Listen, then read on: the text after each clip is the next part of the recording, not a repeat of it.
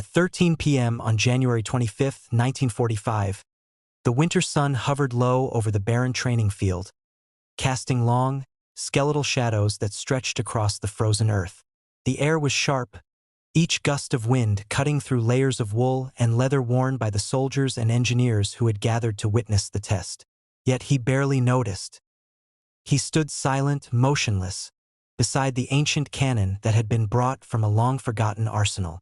Its metal body was streaked with rust, paint peeling in patches, and the wheels creaked under the weight of decades of disuse. The officers whispered among themselves, voices tinged with disbelief and thinly veiled amusement. The engineers shook their heads, some hiding grins at what they assumed would be a humiliating failure. Even his closest colleagues, men who had trained alongside him for years, glanced at one another, eyes wide with doubt. "He can't do it alone," someone muttered, voice barely audible over the biting wind. Another chuckled quietly, shaking his head. No one moved closer to offer assistance. They all assumed this would be over quickly, one embarrassing failure followed by awkward apologies. He didn't flinch. He had learned long ago that words were cheap and results were everything. For years, he had devoted himself to this moment. Late nights in dusty, dimly lit archives, poring over brittle blueprints of artillery pieces that the modern army had long forgotten. Hours spent in empty warehouses, practicing the exact sequences of loading, aiming, adjusting pressure, measuring angles, and compensating for recoil. Movements repeated hundreds, even thousands of times until they were embedded in his muscle memory. He had studied the physics of cannonballs, the way the wind could subtly shift the trajectory over hundreds of meters, the way temperature affected powder combustion. Nothing was left to chance. Every calculation had been memorized, every motion rehearsed, every possible scenario anticipated. The cannon itself, a relic from a war long past, seemed almost symbolic now, an object out of place in a world of rockets and mechanized artillery. To the onlookers it looked cumbersome, outdated, even absurd. But to him it was a precise instrument, a tool for proving what discipline, preparation, and mastery could achieve. He ran his gloved fingers along the barrel, feeling the imperfections, the history embedded in the metal. He adjusted the sighting mechanism with a practiced eye, checked the wheels, the elevation screw, the locking pins.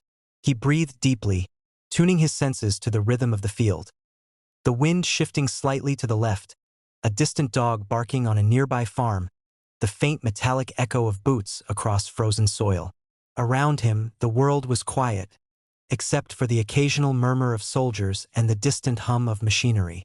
For trucks were lined up far down the range, positioned to test not just his skill, but the limits of the cannon itself. They were old military vehicles, stripped of armor, left there as targets, but their presence made the test real, dangerous, consequential.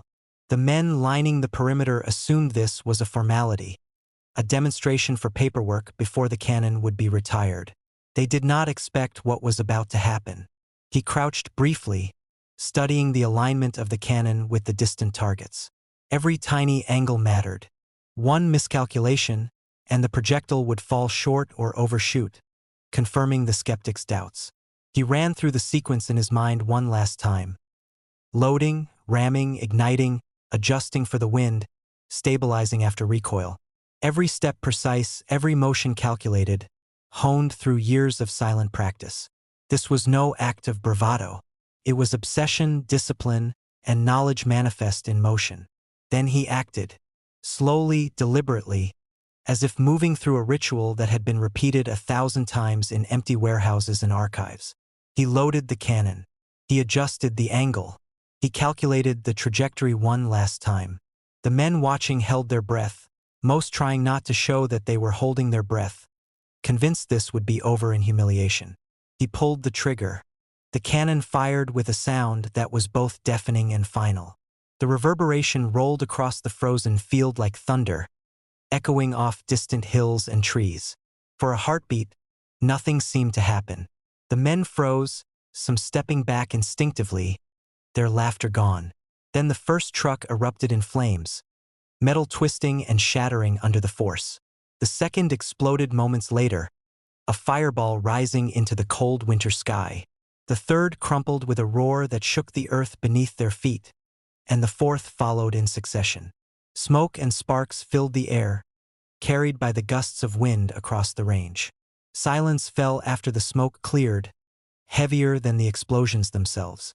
The officers stared, mouths open, unable to comprehend what they had just witnessed. The engineers shook their heads, muttering curses and expletives, their previous smirks replaced with wide-eyed disbelief. Even the soldiers who had doubted him most stood frozen, realizing that the impossible had just occurred before their eyes. He stepped back from the cannon, calm, collected, expressionless, as if nothing extraordinary had happened. But the field told a different story. For trucks destroyed, one man, one cannon, and years of preparation had accomplished what everyone had said was impossible. For a brief moment, the wind carried only the smell of gunpowder and scorched metal, a quiet testament to the power of discipline, knowledge, and relentless practice. He was no longer invisible. He was unforgettable. The morning had begun like any other in the winter of 1945. But for him, it was the culmination of years that no one else could understand. While the world had moved forward with new weapons, mechanized tanks, and advanced artillery, he had devoted himself to what others called obsolete, old cannons, forgotten calculations, and the art of doing what machines could not replicate. He arrived at the field long before the sun had fully risen, boots crunching over frost-hardened grass, carrying tools that looked antiquated, almost ceremonial. Every movement was deliberate, every gesture measured. He had rehearsed this alone for years, yet today the weight of expectation, or rather disbelief, pressed upon him like a physical force. He began by inspecting the cannon with the precision of a surgeon.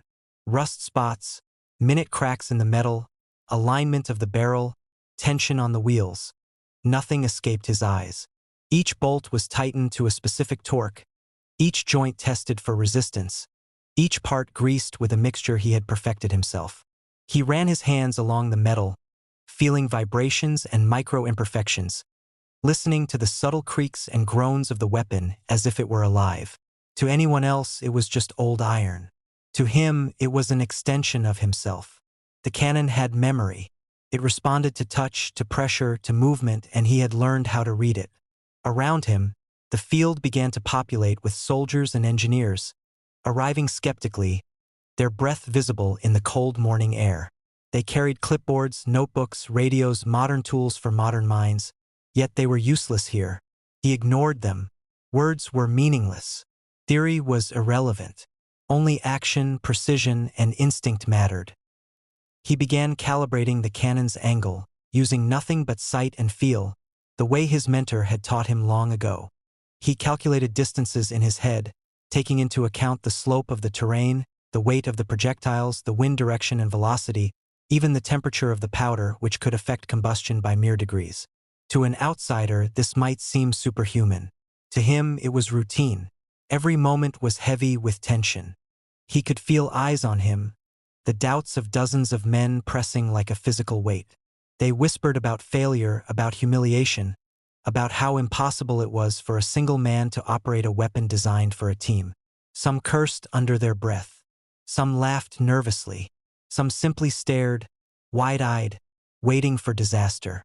He blocked it all out. He didn't need their approval. He didn't need their understanding. He only needed the cannon, the calculations, and himself.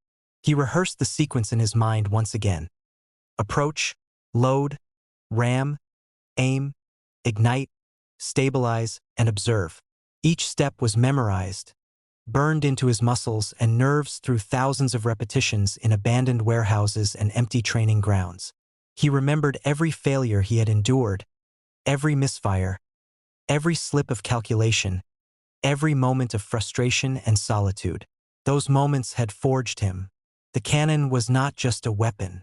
It was a test of endurance, patience, and discipline. Hours passed, though it felt like seconds to him.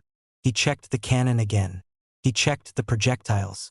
He checked the alignment with the distant targets. For trucks lined up like waiting victims, stretching across the frozen field. He adjusted the angle by mere millimeters, listened to the shifting wind, felt the recoil of the barrel in his hands before even firing. Every tiny detail mattered. Every calculation counted. Even the sun's angle, slowly moving across the pale sky, could alter the trajectory slightly, and he accounted for it. As the other men grew restless, pacing, muttering, some sneaking glances at their watches, he remained calm, almost meditative. He visualized each shot, imagined the explosions, the recoil, the trajectory of each projectile, and how it would strike with precision. In his mind, the cannon fired repeatedly, flawlessly, until the targets were reduced to debris. He could see it, feel it, anticipate it, and yet he did not rush. Patience was part of the ritual. Precision demanded respect for the timing of every action. By noon, the air had grown colder. Frost sparkled along the edges of the trucks, glinting in the weak sunlight. The men whispered about the absurdity of it all, some openly betting on failure. He ignored it. This was beyond bets, beyond doubt. This was about mastery, about proving a truth that had been hidden from a world obsessed with machines and shortcuts. He began preparing the powder, measuring it by hand, packing it with exact pressure, feeling the grain shift between his fingers. He loaded each projectile, checking balance, weight, and alignment. Minutes stretched into an eternity. The tension was almost tangible, crackling in the cold air. He crouched, aligning the cannon one last time, listening to the field, to the whisper of the wind, to the subtle vibrations in the earth beneath him. He felt the weight of history on his shoulders. Every forgotten soldier who had once fired such weapons, every engineer who had invented their mechanics, every lesson written and preserved in faded manuals. Finally, as the clock neared 13 p.m., he positioned himself, breathing slowly, muscles coiled like springs.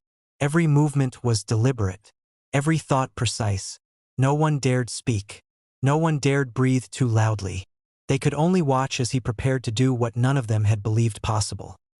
Fire the cannon alone with perfect timing and strike 4 distant trucks with unerring accuracy. The field had fallen into an uneasy quiet as the clock inched closer to 13 p.m. Frost glittered on the trucks, on the cannon, and on the edges of boots planted firmly in the frozen soil.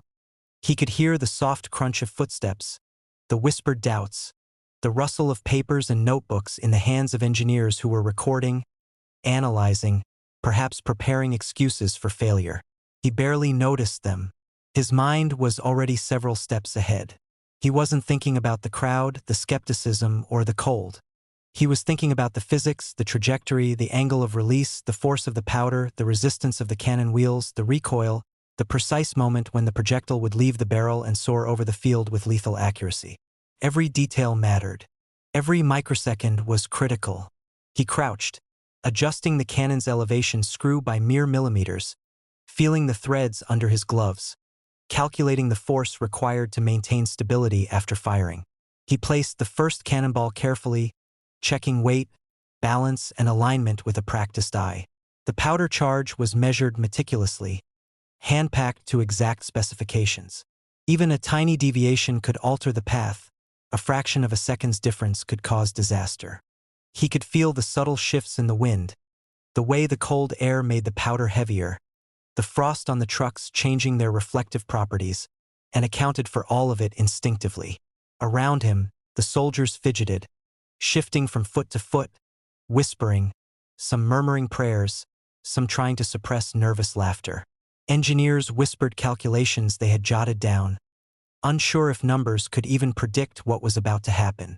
The officers stood stiffly, trying to appear composed, but the tension was written clearly on their faces. Brows furrowed, jaws tight, eyes wide. Every single observer was holding their breath, collectively realizing that this was no ordinary test, no simple demonstration. This was about proving the impossible, and the air itself seemed to recognize the gravity of the moment. He exhaled slowly, feeling the tension in his shoulders and arms, muscles primed and ready. He checked the sighting one last time, aligning it with the first truck, and then paused. Not for fear, not for hesitation, but to synchronize every sense, every calculation, every instinct. The cannon became an extension of his body. He was not just firing a weapon. He was performing a ritual honed through years of solitude, repetition, and obsession. The frozen earth beneath him, the bitter wind, the silent witnesses. All of it faded as he entered a state of focus so intense it bordered on trance. Then he fired. The report was thunderous, shaking the air, rattling the nerves of everyone present. The first projectile screamed over the field, a trail of smoke curling behind it as it cut through the winter sky. The first truck erupted in a shower of flames and twisting metal. The impact sent debris flying, some pieces landing close to the observers, eliciting startled gasps. Before anyone could recover, the second projectile followed, cutting a near-identical path, exploding the second truck in an inferno of fire and smoke. The third hit moments later, the fourth almost immediately after, each explosion timed with uncanny precision, each fireball rising and spreading, painting the winter field in shocking reds and oranges against the pale snow. The spectators were paralyzed. Soldiers, engineers, officers, none of them had expected this. Many had thought it impossible for one man to do what teams of men had struggled with for years. Yet here it was, for trucks destroyed, each impact calculated, precise, devastating. Silence fell heavier than any of the explosions, broken only by the crackle of burning metal, the hiss of smoldering tires, and the distant wind carrying ash across the field. Faces were pale, eyes wide, mouths open. Some stumbled back, others sank to the ground, clutching notebooks or clipboards as if they had to record the impossible before it vanished from reality. He stepped back from the cannon, calm, composed, as if he had simply completed a routine task. But the field itself told another story. Smoke and fire drifted lazily into the sky. Blackened wreckage littered the ground where the trucks had stood. The echoes of the blast rolled over hills and trees, shaking the frozen earth beneath them. Whispers began to spread, growing louder, shifting from disbelief to awe. "Did you see that?" one engineer muttered, voice trembling. It's impossible," said a soldier. Officers exchanged looks, realizing they had underestimated him in ways they would never admit out loud. He didn't celebrate. There was no triumph in his expression, no gloating, no need for applause. That was not why he had trained for years in silence, in isolation, in obscurity. The result was not for them. The result was for the mastery itself, the ritual, the discipline, the proof that precision, knowledge, and obsession could bend reality in ways even modern machines could not replicate. He took a deep breath, listening to the field, listening to the soft crackle of the fires, the distant echoes of destruction, and allowed himself the tiniest acknowledgement of satisfaction. Around him, the observers slowly began to comprehend. Some whispered prayers of astonishment. Others muttered curses at their own disbelief. Engineers frantically checked their calculations, trying to rationalize what they had just seen. Soldiers who had mocked him days before now approached in quiet awe, careful not to break the silence that had descended on the field. Even the wind seemed to pause, carrying the scent of gunpowder, charred metal, and frost, as if acknowledging the singular act of precision that had just occurred. In that moment, time felt suspended. The explosions had long ended. The fire had begun to die down, but the impression remained, stamped into the memory of every witness. One man had defied expectations. One man had operated alone, achieving what the world had said was impossible. And the cannon, ancient, weathered, and long forgotten, had responded perfectly, a silent partner in the ritual of mastery. He looked over the field, the smoke curling around him like a shroud, and allowed himself a single thought: preparation, patience, obsession. That was the real power. Not the explosions, not the awe, not the disbelief. The world would remember the fire and the destruction, but he knew that the real victory had happened long before the trigger was pulled. In the countless hours, the lonely nights, and the relentless pursuit of perfection that no one had seen. The smoke lingered over the field long after the echoes of the cannon had faded. At 13:15 p.m. on January 25, 1945, frost sparkled over the scorched earth, catching in the debris of twisted metal and burnt rubber. The 4 trucks, once lined neatly in the distance, were now nothing more than blackened wreckage. Sparks still flickered along the mangled frames, and small columns of smoke rose lazily into the pale winter sky. The soldiers, engineers, and officers who had gathered to witness what they assumed would be a minor demonstration or, at worst, a humiliating failure stood frozen. Their faces were pale. Their breaths came in visible clouds, but the cold air could not penetrate the shock gripping them. He stepped back from the cannon, hands resting lightly on the metal, fingers tracing the worn edges, as though checking for a heartbeat. Calm, composed, as if nothing extraordinary had happened. To him, this was simply the result of preparation, discipline, and absolute mastery over the tools at his disposal. Yet the field told another story entirely. The destruction of the 4 trucks, executed with a precision so perfect it seemed impossible, had left a mark not just on the frozen earth but on the minds of everyone present. Every witness knew they had seen something exceptional, something beyond ordinary comprehension. Engineers whispered frantically among themselves, some scribbling calculations in hurried notebooks, others shaking their heads in disbelief. How could one man do this? One murmured, eyes wide. Officers exchanged glances, the weight of responsibility pressing down on them. Many realized, perhaps for the first time, that they had underestimated him completely. Their previous doubts, their sneers, and their jokes seemed foolish now, almost dangerous. A quiet understanding passed through the crowd. What had just occurred was not a fluke, not luck, not the result of chance. It was something far more profound, a demonstration of what knowledge, discipline, and obsession could achieve when no one else believed it possible. As the smoke drifted across the field, carried by the cold winter wind, the soldiers began to move cautiously toward the wreckage, some out of curiosity, others out of a need to confirm what they had seen. The destruction was total. Tires melted, metal frames twisted into grotesque shapes, and the earth itself was scarred where the impacts had landed. The sound of distant metal creaking and settling filled the air, a haunting accompaniment to the visual chaos. For many, it was terrifying. For a few, it was awe-inspiring. He did not speak. He did not offer explanations or commentary. His role was not to justify his actions but to perform them. Every step had been meticulously planned. Every calculation had been rehearsed, down to the smallest millimeter. Every potential failure had been anticipated. The cannon had obeyed him because he had become an extension of it, understanding its quirks, its temperaments, its history. He had memorized its every imperfection, learned its every resistance, and respected it as both tool and partner. The officers finally approached, their faces a mixture of fear, awe, and reluctant respect. They asked questions in hushed tones, trying to piece together what had just happened. Did you calculate this yourself? One stammered. Every shot. Another officer whispered, almost to himself.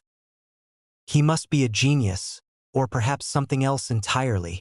But he offered no answers beyond the calm, measured movements as he checked the cannon, adjusted a small lever, and examined the powder residue. There was no pride, no boasting, only the quiet satisfaction of a man who had executed what he had set out to do.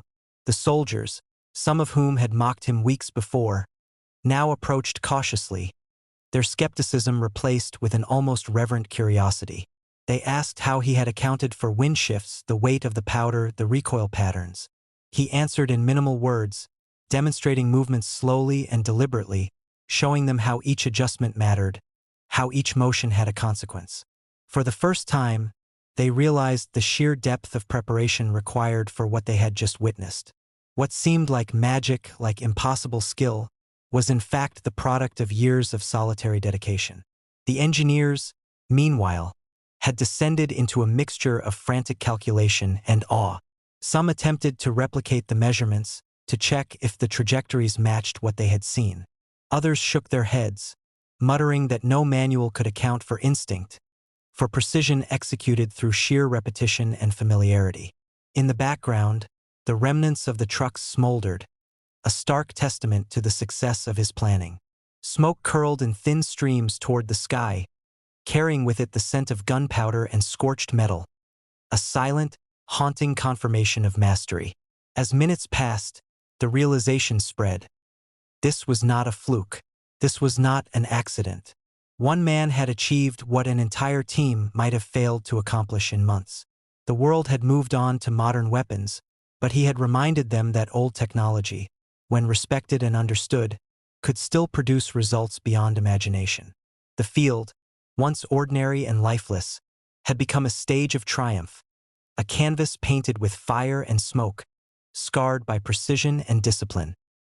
He finally turned away from the cannon, walking across the snow-crusted field, careful not to step on debris or scorch marks. His expression remained calm, almost indifferent, but inside, he felt the quiet satisfaction of a man who had proven not to others, but to himself, that preparation, patience, and obsession were more powerful than doubt. Behind him, the witnesses were forever changed. Officers, soldiers, engineers. All had seen the impossible realized in the cold light of January. Conversations began quietly at first, then louder, as the shock gave way to awe and respect. Some whispered that this man must have been born for such a task. Others debated how he could have accomplished what seemed miraculous. But all were agreed on one thing. The world had just witnessed an event that would be remembered long after the smoke cleared. The field settled into silence again, but it was a different silence now. It was a silence heavy with understanding, with the weight of realization, with the acknowledgement that the impossible had just been made real. And in the midst of it all, he stood alone, the cannon beside him, the 4 trucks destroyed at perfect timing, and the frozen winter sun casting long shadows over a field forever marked by one man's obsession, skill, and unwavering dedication. As the sun began its slow descent behind the barren hills on January 25, 1945, the frozen field remained scarred by fire, smoke, and shattered metal. The 4 trucks, once symbols of military preparation and modern machinery, were now nothing more than twisted wreckage, blackened and smoking in the pale light. The wind carried the scent of gunpowder, scorched rubber, and melted metal across the silent expanse, mingling with the faint, icy tang of winter air. Every observer present felt it. The field itself had transformed, becoming a monument to precision, obsession, and mastery. Soldiers, engineers, and officers alike could not move, could not speak. The enormity of what they had witnessed weighed on them like a physical force. He stood apart from them, beside the ancient cannon, the metal still warm from the repeated blasts, his hands brushing lightly against the barrel. There was no triumph in his expression. No gloating, no celebration. To him, the act had been inevitable, necessary, almost mundane in its perfection. Years of preparation, years of solitude and repetition, had led to this moment. Every calculation had been precise. Every motion had been exact. Every variable, from wind to temperature to the subtle shifts in the frozen earth, had been accounted for. What the world saw as miraculous was, in truth, the culmination of decades of discipline, patience, and relentless practice. The soldiers who had once doubted him now circled the wreckage cautiously. They whispered among themselves, voices trembling with a mixture of awe, fear, and disbelief. I don't understand how one man did this," muttered a young private, staring at the twisted frames of the destroyed trucks. An engineer, notebook clutched tightly in his hands, murmured, "Even with calculations, this shouldn't be possible. The trajectories, the timing, it's perfect." Officers exchanged glances, silently acknowledging that they had misjudged him in every possible way. Their previous assumptions, their mockery, their skepticism, all had crumbled under the undeniable proof of his skill. Some of the men approached him cautiously, almost reverently. They asked questions: how he accounted for the wind, the angle, the weight of the powder, the recoil patterns. He answered with calm precision, demonstrating motion slowly, deliberately, showing them how every adjustment mattered. Every tiny correction, every fraction of a second, had contributed to the result. He explained nothing about the years of practice, the countless nights spent alone in freezing warehouses, the meticulous study of long-forgotten artillery manuals, the personal sacrifices made for this moment. That part of the story remained his alone. As the minutes passed, the smoke began to thin, drifting lazily into the pale sky, revealing the full scope of the destruction. The frozen ground was scarred in 4 distinct locations, blackened craters where the trucks had once stood. Sparks flared occasionally as metal settled, contracting in the cold, creating brief flashes that reminded the witnesses of the violence and precision that had occurred. Soldiers and engineers moved slowly among the wreckage, examining, touching, noting the minutiae that had allowed such perfect destruction. Some shook their heads, muttering to themselves. Others laughed nervously, unable to reconcile their previous assumptions with the reality before them. He looked across the field, eyes scanning every scar, every crater, every lingering wisp of smoke. In that moment, the entire world of doubt, mockery, and disbelief had collapsed behind him. The cannon, once considered obsolete, had performed flawlessly under his command. The trucks, once symbols of modern preparation, lay destroyed, not by chance, but by skill. He realized briefly the weight of what he had accomplished. It was more than destruction. It was a testament, a statement that preparation, discipline, knowledge, and obsession could overcome doubt, limitation, and even the disbelief of the many. Historians might have recorded this day differently, marking it as a minor test in a frozen field during the waning months of the Second World War. But those who were present knew otherwise. They had witnessed a man operating alone, achieving what entire teams had failed to do. They had witnessed mastery manifested in steel, gunpowder, and cold winter air. And though many would leave the field that day, returning to barracks or offices, the image of a single man, silent and composed, beside an ancient cannon, and the echo of explosions that destroyed 4 trucks with perfect precision, would remain imprinted in memory forever. As the wind swept across the barren field, scattering ash and smoke, he finally exhaled deeply, a subtle acknowledgement of the years of solitary effort, the discipline, the patience, and the relentless obsession that had brought him here. He did not look for recognition, for applause, or for fame. That was irrelevant. What mattered was the execution, the act itself, the proof that the impossible could be achieved when every detail was respected and mastered. The world might remember only the explosions, the smoke, and the ruined trucks. He remembered the years of preparation, the hours of study, the moments of doubt overcome, and the quiet satisfaction of a plan executed to perfection. The soldiers, engineers, and officers who had witnessed the event slowly began to leave the field, some still muttering disbelief, others in awe, each carrying with them the memory of a moment that would shape their understanding of possibility forever. Yet he remained, standing alone beside the cannon, the silence of the winter field stretching endlessly, a witness to his own mastery. For him, this was not the end.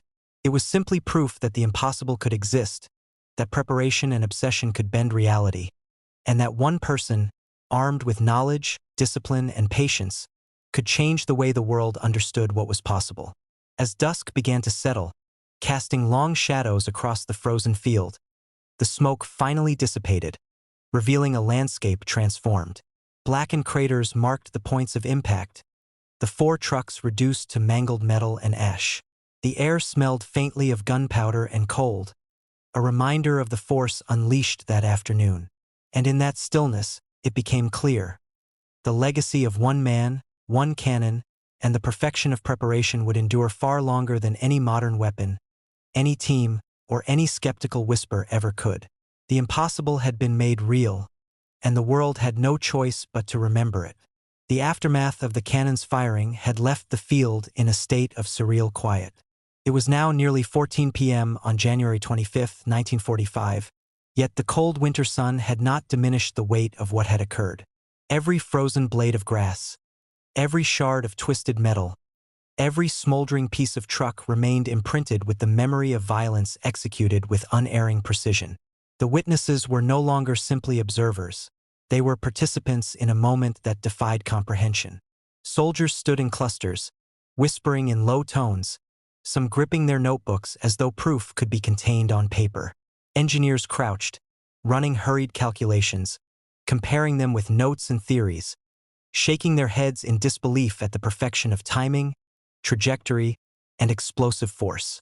Officers walked among them, silent, their faces pale, eyes reflecting the struggle to rationalize the impossible. He remained apart, beside the cannon, silent, calm, the weight of history pressing invisibly onto his shoulders. He could feel the cold metal of the barrel beneath his hands, sense the minute vibrations from the repeated shots, still lingering in the frozen earth. Each explosion, each plume of smoke, each roar had left an imprint, not just physically but mentally, on everyone present. He breathed in deeply, the scent of gunpowder, scorched rubber, and frozen soil filling his lungs, and allowed himself to reflect on what had brought him here. The years of isolation, the countless hours of meticulous preparation, the endless repetition of movements in cold warehouses, and the obsessive study of artillery manuals, all converged into these few minutes of absolute mastery. He thought of the nights alone, poring over faded blueprints by candlelight, tracing the arcs of cannonballs across parchment, memorizing distances, angles, powder loads, recoil measurements. He remembered each failure, each misfire that had left him frustrated and exhausted, each mistake etched into memory, each lesson internalized. This was more than skill. It was an accumulation of a lifetime of precision, patience, and obsession. The cannon had become an extension of his body, each movement synchronized with instinct and experience. Where others saw only an old, rusted weapon, he saw a partner, an instrument capable of translating thought into destruction with absolute fidelity. Around him, the observers slowly began to move, some cautiously approaching the wreckage of the trucks. The frozen ground, scarred with impact craters and debris, was a haunting landscape of mechanical ruin. Each smoldering frame, each charred tire, told a story of precision and power that no one present could ignore. Soldiers muttered among themselves, some in fear, some in awe, some struggling to articulate the impossible they had just witnessed. Engineers compared notes and measurements frantically, attempting to reconstruct the calculations. Yet their equations failed to capture the nuance of instinct, experience, and intimate knowledge that had guided every motion. Officers conferred quietly, some shaking their heads, some whispering that this single act had shattered every assumption they had held about artillery, preparation, and the limits of human capability. As he walked slowly along the edge of the cratered field, the sun casting long, cold shadows across snow and scorched earth, his mind drifted to the broader context. January 1945. A world at war, nations fighting with ever-evolving technology, armies deploying mechanized power across continents. And here, in this forgotten corner, an ancient cannon, a relic of past wars, had achieved what modern machines, teams, and decades of doctrine could not. It was a reminder that even in a world obsessed with speed, modernization, and quantity, mastery, discipline, and singular focus still held unparalleled power. Every step he took across the frostbitten ground was measured, deliberate, absorbing the weight of silence and awe that surrounded him. He paused to look at the horizon, remembering the countless hours spent alone, visualizing the trajectory of cannonballs, imagining explosions, and anticipating failures that never came. He remembered the smell of gunpowder lingering in his childhood home as his grandfather taught him how to calculate angles and measure distances. He remembered the sound of the first practice shots in abandoned warehouses, the vibrations of the cannon rolling across the cold floor, the echo of his own heartbeat as he refined each movement. It was a lifetime of preparation condensed into minutes, executed flawlessly in the cold light of January. Meanwhile, the observers began to react in different ways.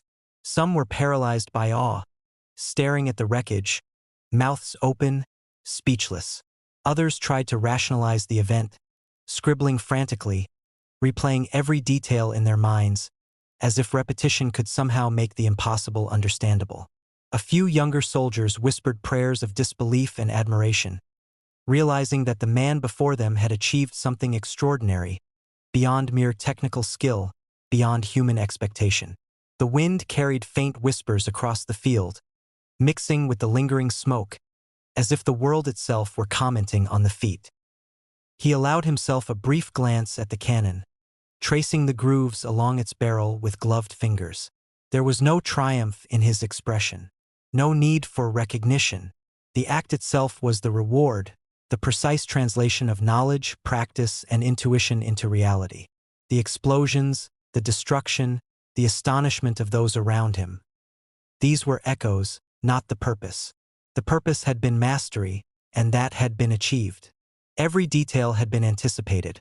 The wind's slight shift, the frost's effect on the powder, the weight of the projectiles, the recoil absorbed and compensated for perfectly.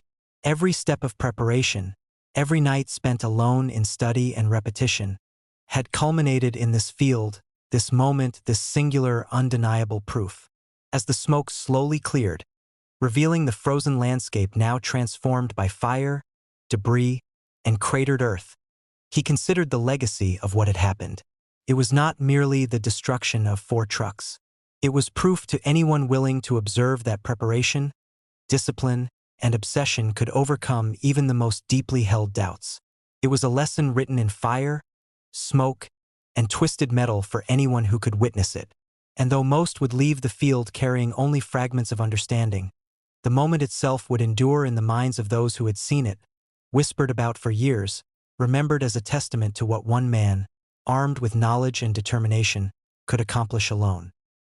He took one final, slow walk across the frost-crusted field, each step deliberate, absorbing every sensation. The cold biting at his cheeks, the sound of distant smoke settling, the subtle creak of metal cooling, the faint scent of gunpowder still lingering in the air.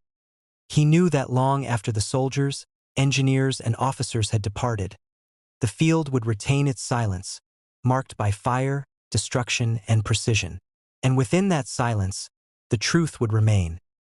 Mastery, preparation, and obsession had triumphed over doubt, over chance, and over disbelief.